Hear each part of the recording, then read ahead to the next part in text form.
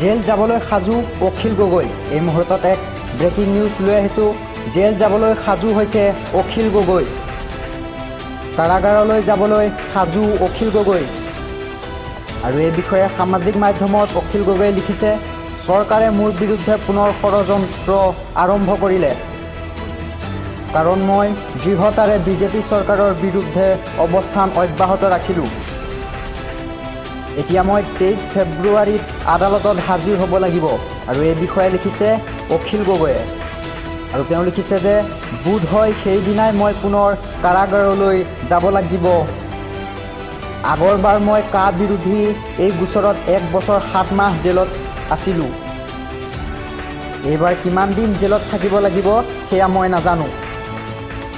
আৰু লগতে তেওঁ লিখিছে যে আপোনালোক আটাইৰে পৰা এই সংকটৰ সময়ত আশীৰ্বাদ বিচাৰিলোঁ।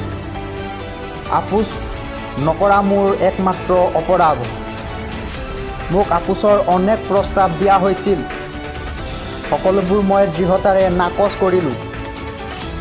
মই জনগণৰ জাতি আৰু দেশক বিশ্বাসঘাতকতা কৰিব নোৱাৰোঁ। বিশ্বাসঘাতকতা কৰা মোৰ তেজত নাই। সাম্প্ৰদায়িক ফেচিবাদীৰ হতৰ সৈতে মই আপোচ কৰিব নোৱাৰোঁ।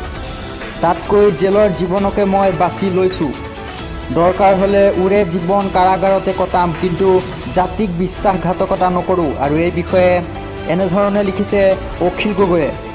ইতিমধ্যে অখিল গগৈক 23 ফেব্ৰুৱাৰীত আদালতত হাজিৰ হ'বলৈ কোৱা হৈছে। আৰু সেই বিষয়ে অখিল গগৈয়ে সামাজিক মাধ্যমত এইসমূহ মন্তব্য ৰাখিছে।